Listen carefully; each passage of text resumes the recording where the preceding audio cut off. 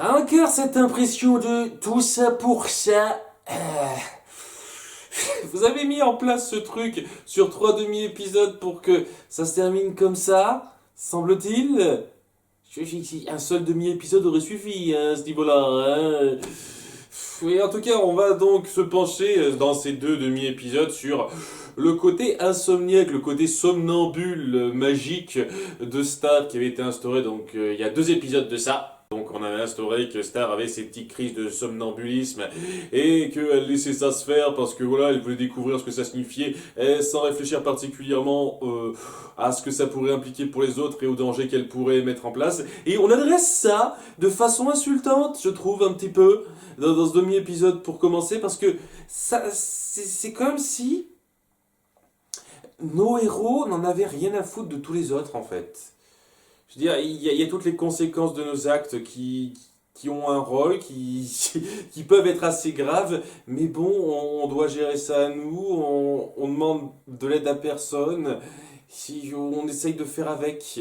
C'est pas juste le fait de, on réfléchit pas trop, on n'a pas idée de ce que ça pourrait faire, ce qu'on est en train de faire. C'est que on est face à ces conséquences-là et on se dit tiens, on va essayer de les colmater et de continuer notre train-train parce que c'est important pour nous personnellement.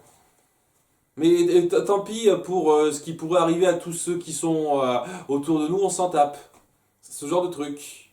C'est comme ça que c'est pointé ce truc et c'est assez énervant. Je vous jure, c'est assez énervant. C'est pas une seconde à s'attacher à nos personnages quand ils sont mis face à ça. Enfin bon, j'ai encore rien dit, alors il faut commencer à décrire un petit peu le scénario, hein. Donc ça commence sur Marco, qui est donc sur la planète où il a vieilli de je sais pas combien d'années, 16 ans, me semble-t-il. Voilà, où il est en train de faire une petite mission avec Ekapu.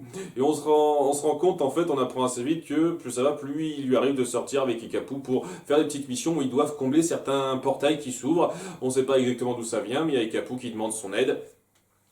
Hein, déjà, je vois pas pourquoi il demanderait particulièrement à lui, mais j'imagine que c'est pour appuyer qu'il y a une espèce de passif, de nostalgie qui s'est formée avec elle, et donc elle a un petit... elle a un petit sentiment particulier envers lui.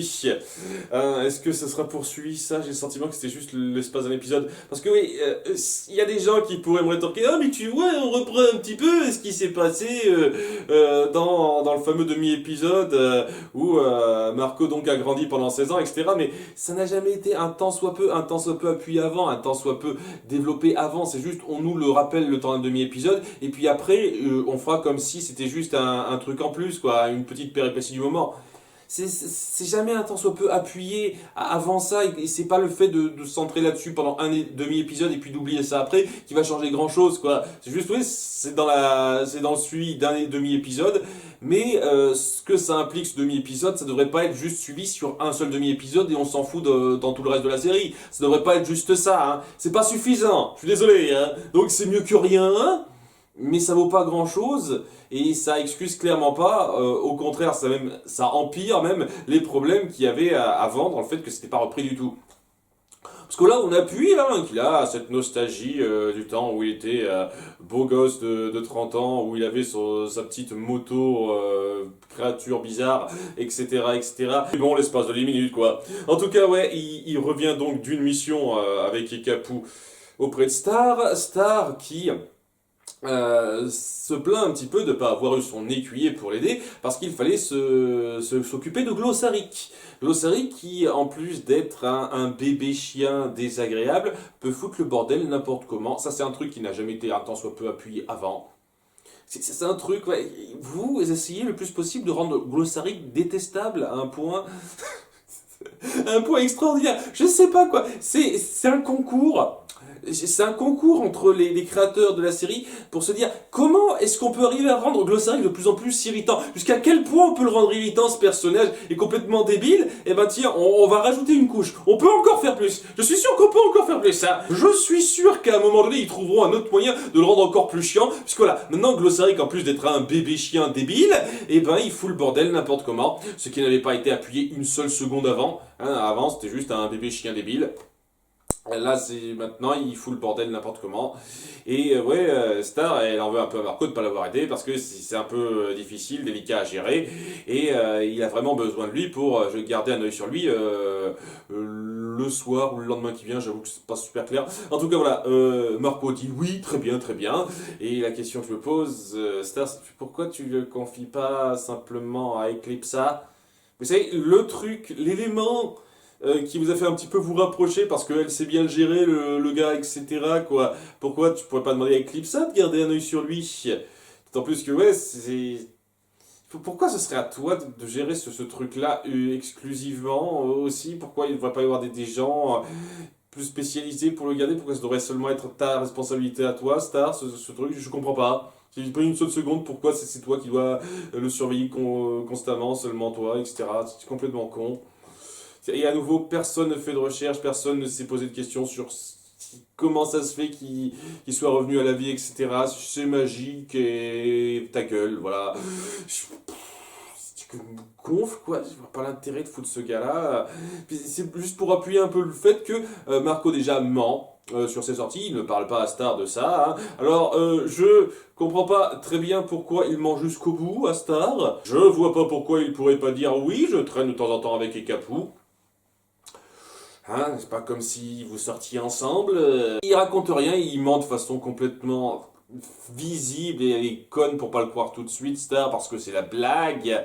Ah, j'adore quand vous faites régresser l'intelligence de personnage pour la blague. C'est trop génial, c'est super pour être attaché à eux. Ah. Donc, ouais, au début, elle croit son mensonge. Mais lorsque, lors d'une deuxième crise de portail qui s'ouvre, il a lâché de l'océrique, bah, il a refoutu le bordel. Foutu la merde, mais genre explosion partout, etc. C'est complètement n'importe quoi. Et donc Star lui en veut encore plus. Il finit par laisser filer qu'il est parti avec Ikapu. Et Star lui dit, j'ai besoin de toi, ok, alors maintenant donne-moi tes ciseaux, de façon à ce que, bon, je te fasse confiance, que tu puisses pas partir sans me prévenir. Sachant que voilà, il décide de partir dans la nuit, alors qu'elle dort tout de suite. Donc, ouais, tu peux partir quand tu veux à ce moment-là, quoi. T'as plus rien à gérer. D'autant plus que t'as dit toi-même que tu voulais qu'il fasse rien par rapport à tes rêves de somnambule. Donc, si tu t'en as à foutre qui partent durant la nuit, ça devrait pas être un truc qui devrait être géré durant le jour, ça. Oh, j'en sais rien, je dis ça, c'est une connerie comme ça. C'est juste pour appuyer le fait qu'il va se faufiler dans sa chambre pour piquer les ciseaux et se barrer. Donc, ça sert absolument à rien. C'est à nouveau, hein, faites du remplissage comme vous voulez. Et alors, Marco arrive auprès des capots en disant désolé pour mon retard. J'en sais rien. Alors que ça fait genre quelques heures. Non mais sérieusement, la dernière fois qui se sont parlé, tiens, à la prochaine, demain ou un truc comme ça, on se revoit pour le prochain problème. Ok. Il rentre. Tout de suite, il y a Star qui le coince et qui l'engueule, qui lui dit ok, file-moi tes ciseaux. Et juste après, quoi, on se retrouve à genre à peine 1 ou 2 heures plus tard où il commence à dormir et Marco se faufile. C'est ça être en retard? Bah dites donc, votre gestion du temps, elle est pas super claire, hein. En tout cas, voilà, désolé d'être en retard. Et puis il y a Ekapu qui dit, ok, je me rends compte que depuis quelque temps, t'es plus aussi sérieux pour faire ça avec moi, donc j'ai demandé de l'aide à quelqu'un d'autre. Voilà, à nouveau, hein, c'est un truc qui n'a pas du tout été un tant soit peu appuyé, donc cette espèce de développement que vous mettez en place, ça n'a absolument aucun poids. Et il y a Marco qui est un petit peu déçu, qui se sent un peu vexé de ça, espèce de faux remplacement, puisqu'il les accompagne quand même. Le mec, c'est une espèce de caricature débile du mec bourrin, à chaque fois qu'il parle, il dit des trucs radical, et puis après, il y a une espèce de musique rock qui vient après. Ça fait marrer la première fois, au bout de 6 7 fois, c'est lourd, hein, je vous jure.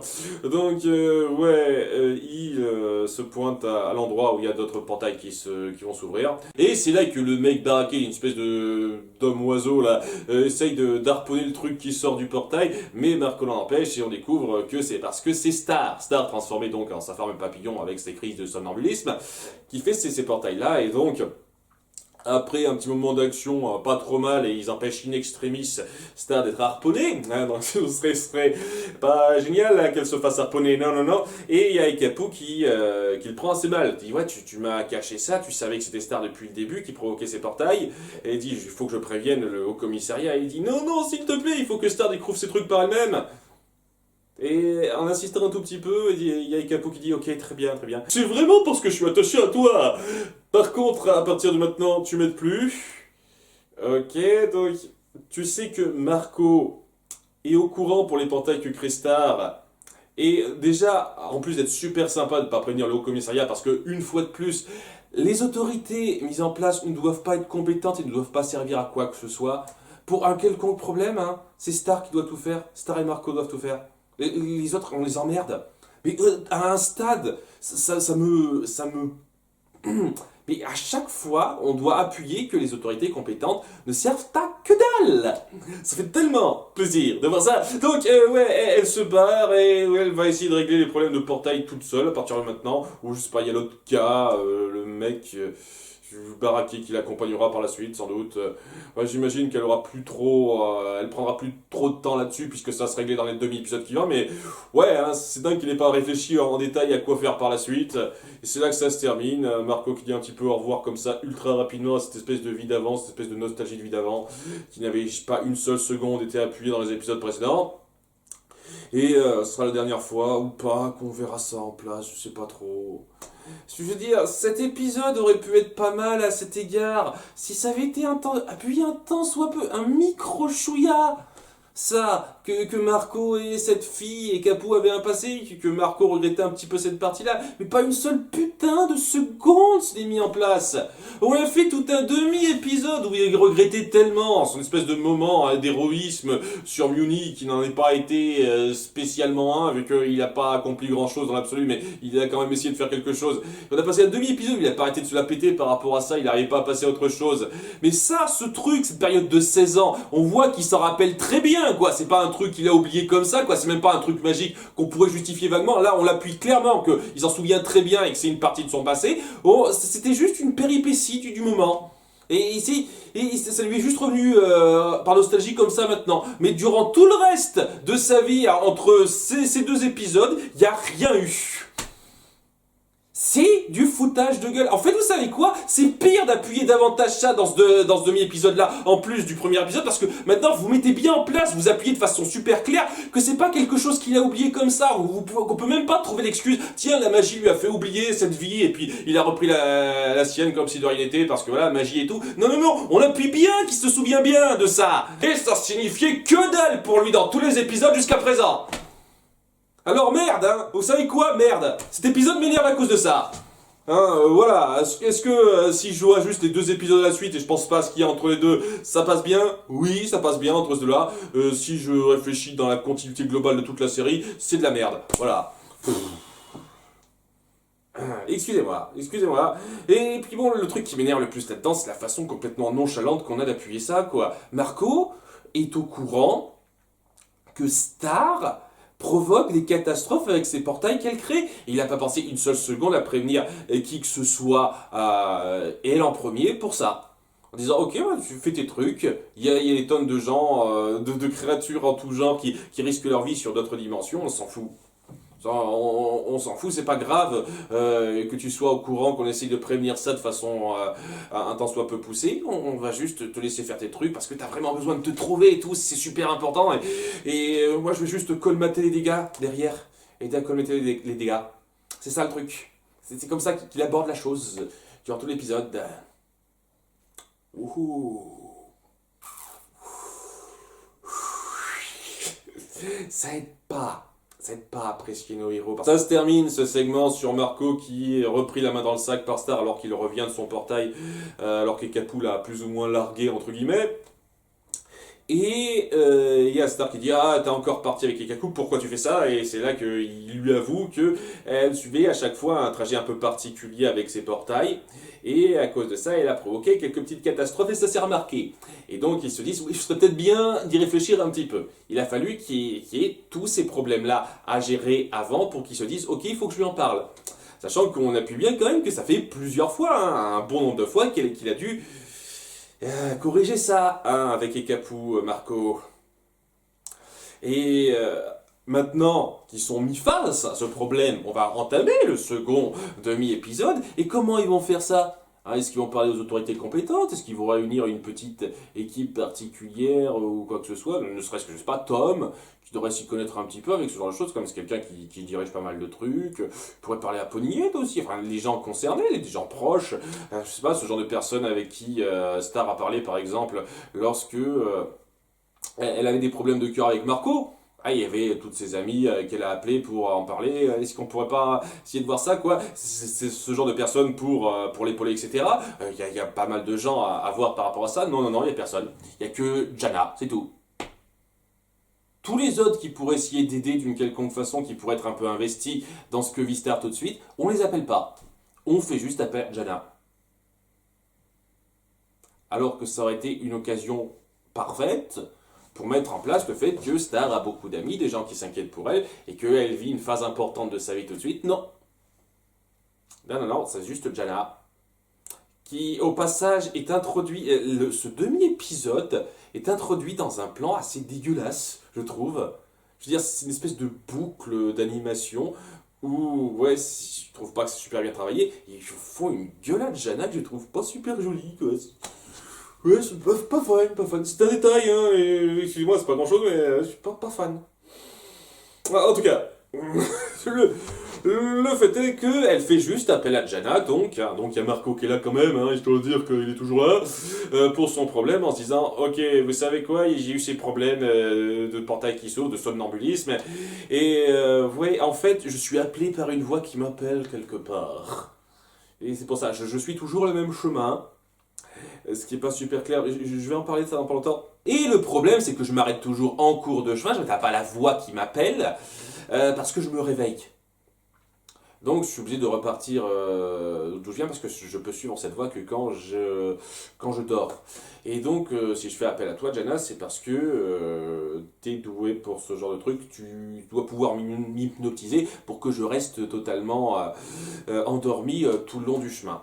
C'est tout le truc, quoi. C'est pour ça que je fais appel à toi. Alors, beaucoup de trucs à dire. Déjà, elle est cortiquée là-dedans. Déjà, Jana a le pouvoir d'hypnose. Est-ce que ça a été un pense peu appuyé avant? J'ai pas souvenir une seule putain de seconde. Hein. Alors oui, je sais, elle est calée en bouquin occulte, etc. Donc c'est pas non plus trop recherché de dire qu'elle a ce talent d'hypnose. Mais là, c'est à un niveau super élevé, quoi. Bon, déjà, par rapport à Marco, j'en parle rapidement, mais Marco est traité comme une putain de blague à ce niveau-là. Genre, paf, je claque des doigts, je dis un mot magique et paf, il tombe de sommeil. Ça se fait comme ça, l'hypnose, il n'y a même pas de truc à préparer. Alors que pour Star, il y a tout un rituel à suivre, parce que Star est beaucoup plus forte que Marco. Donc c'est plus difficile de la faire s'endormir par hypnose. Marco, c'est un esprit faible, apparemment. C'est ça, j'imagine que c'est ce que ça veut dire. Hein. C'est la blague, hein, à nouveau. Hein. Ce genre de délire à la con, ça me fait toujours chier, ça. C'est pour être drôle. Je sais que c'est pas grand-chose, c'est du gag à la con, mais ça me fait chier de rabaisser bêtement les personnages juste pour être drôle. Vous pouvez être drôle sans faire régresser bêtement les personnages. C'est chiant ça. En tout cas voilà, Jana hypnotise Star qui a prévu une espèce de plan mais bricolé à la va-vite. Genre, je mets mon téléphone sur ma tête, je le glue à ma tête, comme ça tu verras en temps réel ce que moi je vois lorsque je traverse l'univers via les portails. C'est un peu con, quoi. Et ça amène aussi à quelques petits problèmes que j'ai, quelques petits trucs qui sont pas super logiques pour moi. J'ai failli zapper ça. D'une part, si ton somnambulisme était lié donc à une voix qui t'appelle, pourquoi au début tu te rendais juste au stand de Goblin Dogs pour en bouffer? Non, les deux premières fois que t'as fait ça, c'était juste pour bouffer du Goblin Dogs, hein. C'est tout, hein. Il n'y avait rien qui t'appelait. Donc, on essaye de clairement mettre en avant que c'est cette voix qui l'appelle qui l'amène à se transformer en pleine nuit. Alors qu'au début, ça n'avait rien à voir. Donc c'est un peu du foutage de gueule. Déjà, vous m'excusez, hein, c'est pas du tout cohérent avec ce que vous avez mis en place au début. Et d'autre part, ouais, pourquoi tu n'ouvres pas directement un portail au dernier point où tu as été à la fin? Je veux dire, il y a un point dans l'univers auquel tu dois te rendre. J'imagine que cette voie, elle est en morceaux à certains endroits de l'univers, mais une fois que tu as suivi les petits morceaux pour commencer, mais pourquoi tu pars pas là au dernier endroit où le dernier morceau t'a appelé? Je comprends pas. On fait tout ce cheminement super complexe sur un plan de toute la route que suit Star, et ça n'a aucun putain de sens pour moi. Si elle peut créer des portails pour aller où elle veut, ben pourquoi elle se téléporte pas directement via un portail là où elle veut? Ou si elle doit se faire... Pourquoi elle a besoin de faire ça en plusieurs étapes, passer par 50 000 portails ci et là? Quelle est la logique derrière ça? On va pas l'expliquer, hein? une espèce de forme à créer, et la forme créée par les portails, ça fait appel au dernier endroit qu'elle doit se rendre, une connerie comme ça. Limite, j'aurais pas été con qu'on donne une explication à ça, mais on le fait pas parce que c'est ta gueule, c'est magique. Ta gueule, c'est magique, on réfléchit pas, c'est juste à une connerie qu'on est comme ça, il fait toujours le même chemin, ça n'a aucun putain de sens alors qu'on y réfléchit, sauf si on essaye de donner une explication, mais on en donne pas une, donc allez vous faire mettre, et voilà, il faut qu'elle suive tous ces chemins à la con, quoi, elle crée des tas de portails en l'espace de quoi 5-10 minutes. Sérieusement, 5-10 minutes.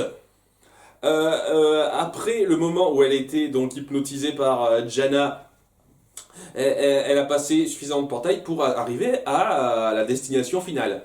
Mais sérieusement, on met pas ça en scène comme s'il y avait une grosse ellipse ou quoi que ce soit, hein. Il y a Jana qui l'hypnotise, elle commence à partir avec donc son espèce de portail magique et sa forme papillon là, et ils observent un petit peu ses mouvements. Et au sein de l'épisode, ça dure à peine 1 minute 30 ce passage-là. Donc ça veut dire qu'elle n'est pas restée éveillée plus d'1 minute 30, Star, semble-t-il. Elle n'arrivait pas à dormir plus d'1 minute 30 pour aller jusqu'au bout de là où elle voulait aller en étant appelée par cette voix bizarre. J'en sais rien, c'est l'impression que ça donne, quoi. Si vous aviez, je sais pas, fait une mise en scène plus satisfaisante ou, je sais pas, vous faisiez des petites ellipses. Genre, on voyait Marco et Jana qui assistaient, puis après on fait une espèce d'ellipse de fondu enchaîné, où on voit qu'ils attendent, et puis on monte ça à quelques reprises pour montrer qu'il y a du temps qui se passe, etc. Ça aurait été logique, ça aurait marché, donc on se serait dit, ouais, il se passe une durée de temps indéterminée, ok, il lui fallait beaucoup de temps pour ça. Très bien. Non, vous faites même pas ça. Il n'y a pas d'ellipse, il n'y a pas de mise en scène un temps soit peu amené qui fasse croire qu'il se passe à une longue période de temps, il se passe 1 minute 30. Je suis désolé de passer autant de temps là-dessus, mais c'est de la mise en scène de merde. C'est de la mise en scène de merde qui n'est pas logique avec ce que vous mettez en place. C'est le genre de choses qu'un bon scénariste ferait. Quelqu'un qui réfléchit vraiment à ce qu'il écrit. C'est le genre de choses qu'un bon scénariste ferait. C'est pas énorme ce que je demande, hein. C'est pas extraordinaire, c'est juste ellipse. Mettez en place une ellipse qui justifie que c'est logique qu'elle n'ait pas pu atteindre cet endroit-là dans les temps impartis en étant endormi normalement. Justifiez-moi ça, s'il vous plaît. Vous ne le faites pas.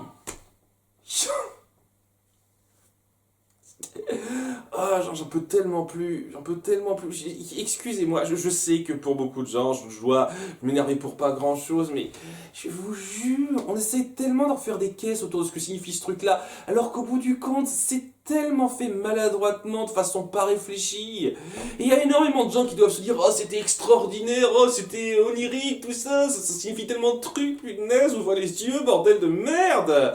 C'est de la manipulation grossière, on sent clairement qu'ils savaient pas où ils allaient dès le départ. Et ça s'étend que sur 3 épisodes, ça a été lancé il y a 2 épisodes seulement, et même là, on sent clairement que vous n'avez pas réfléchi de façon très détaillée à ce que signifie tel ou tel truc, bordel de merde.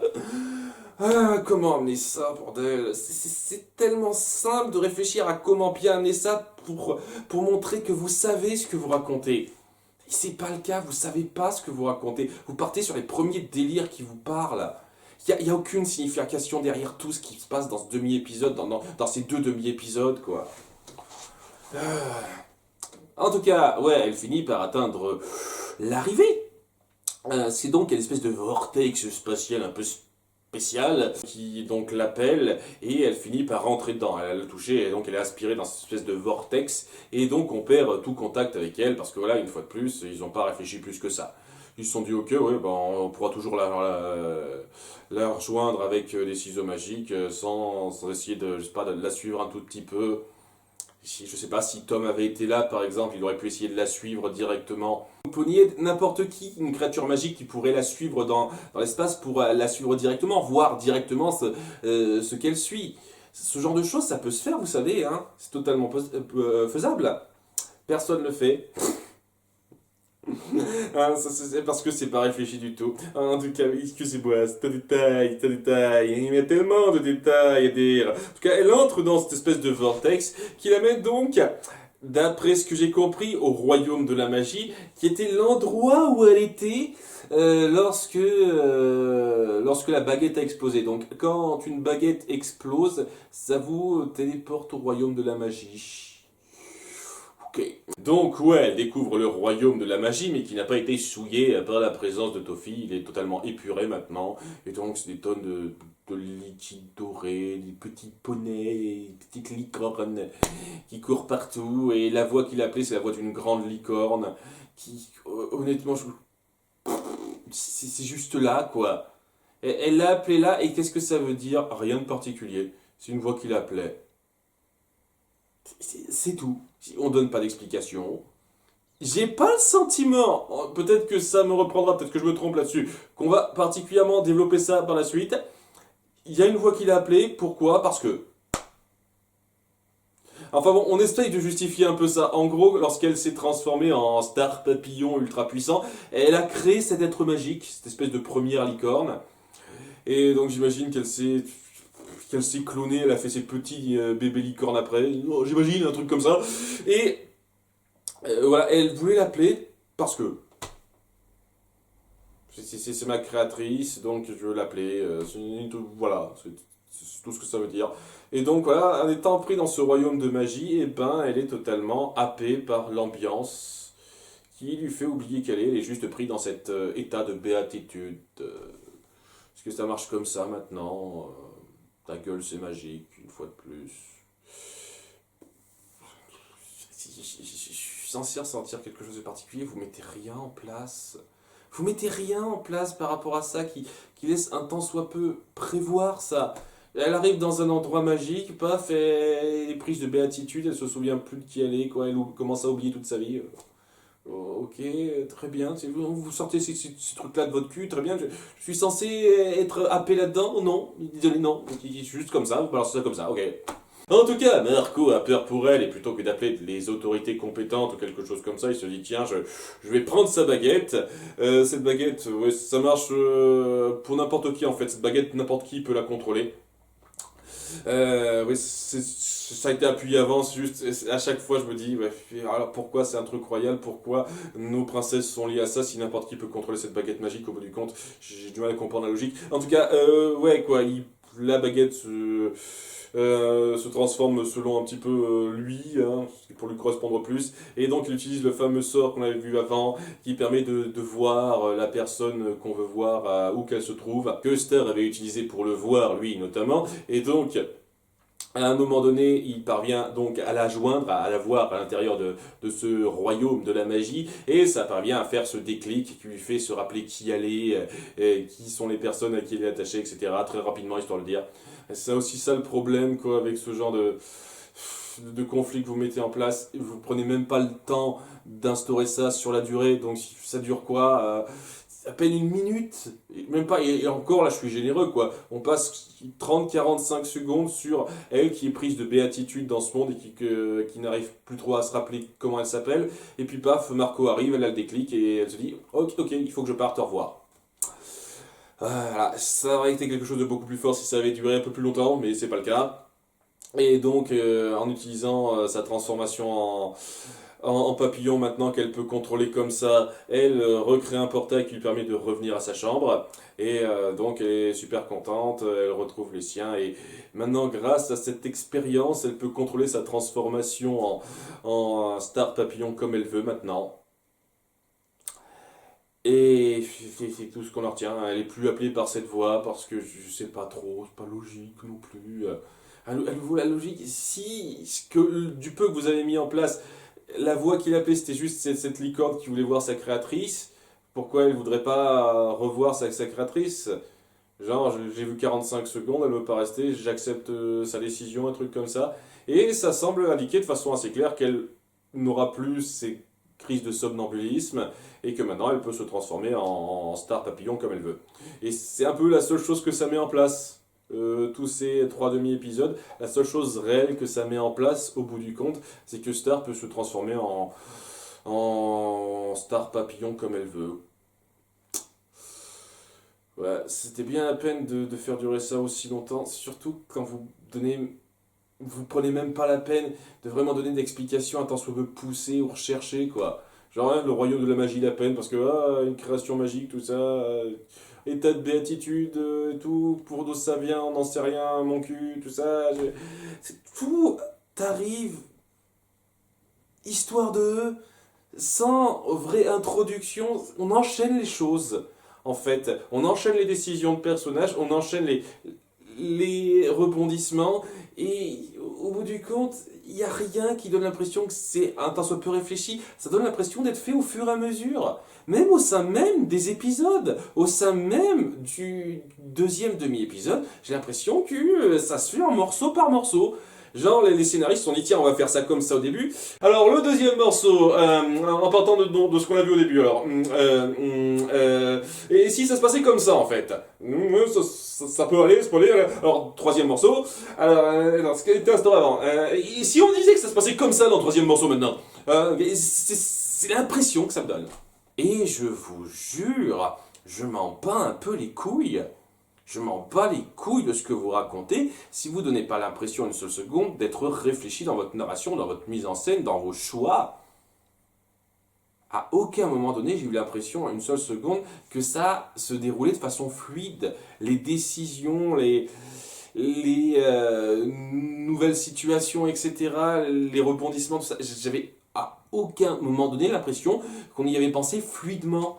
Ça arrêtait pas de tomber comme des cheveux sur la soupe, des tas de cheveux sur la soupe. Au bout du compte, il y avait une belle, bonne grosse touffe de cheveux dans la soupe à la fin, et ça rendait ça moyennement mangeable.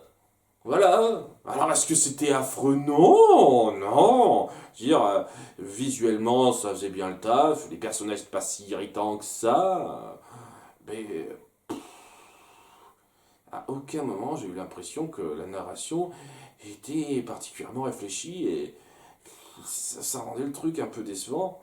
Si pour arriver à ce résultat-là, dire ce que c'est ça en fait, ce qu'il appelait ces trucs de somnambulisme, je suis ok, et après quoi? C'était juste pour mettre en place le fait qu'elle sait se transformer en star papillon comme elle veut, ben vous pouvez juste dire qu'elle peut se transformer en star papillon comme elle veut après. Bah, après l'histoire avec Toffee, ce sera pareil, vous savez, ça n'aura pas changé grand-chose au bout du compte. Hein. Surtout si c'est pour mettre en avant personne d'autre, à part nos héros une fois de plus. Nos deux héros centraux, les autres on les emmerde, ils servent à rien. Qu'est-ce que je suis censé retirer à part que nos personnages centraux ne reposent sur personne, les autorités compétentes mises en place ne servent à rien. Bah c'est super, merci. J'ai compris au bout d'un moment qu'il n'y a que nos deux personnages centraux qui servent à quelque chose au bout du compte, hein, et que votre univers est à chier. Voilà, votre univers est à chier, je le dis clairement.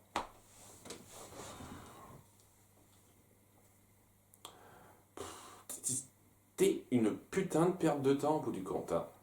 Voilà, une perte de temps pas affligeante, parce qu'une fois de plus, visuellement ça va, il y a quelques moments qui, si on les prend totalement indépendamment à part, ils passent bien, ils passent très bien. Le moment où Star semble perdre qui elle est, ne plus trop se souvenir de qui elle est, et semble sombrer un petit peu, c'est assez joli. Mais ouais, ça n'a pas beaucoup de force parce que, une fois de plus, ça aurait pu se taler plus.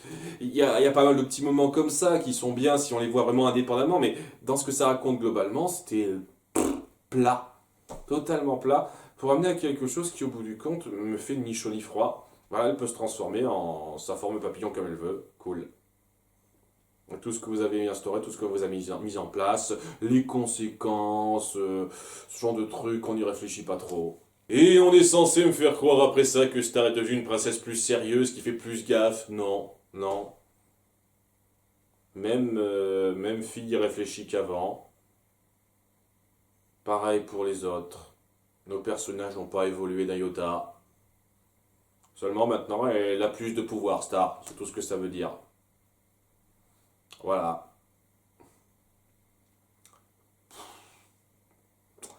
Ouais, j'avais quelques réserves par rapport à cette nouvelle situation mise en place depuis pas mal de temps. Là, je vous jure, cet épisode, ça finit d'appuyer ça. J'en ai rien à foutre. J'en ai plus rien à foutre.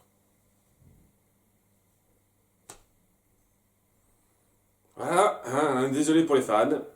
Moi, je m'en bats les couilles de cette série maintenant. À part si vous faites un développement vraiment prenant à un moment donné, moi je vais y aller en mode, mais plus rien à battre. Mais vraiment plus rien à battre. J'avais quelques espoirs, hein, ce qui est là. Non, non, plus rien à foutre. Si ça, c'est un des moments grandioses de la série, j'en ai plus rien à foutre. Ça va être atroce les derniers épisodes, je vous jure. Il n'y a rien de plus ennuyeux que ça, parce que voilà, là je suis bien parti, il reste une minorité d'épisodes par rapport au reste, donc je vais jusqu'au bout, mais j'y vais, mais à reculons maintenant, je m'en fous.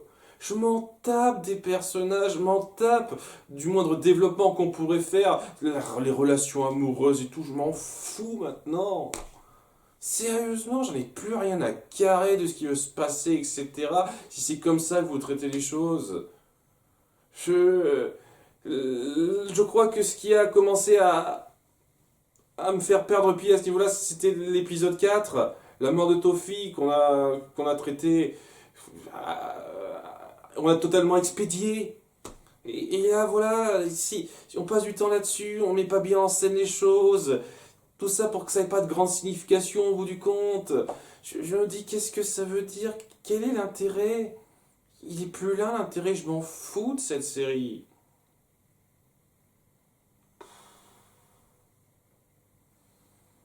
Hmm.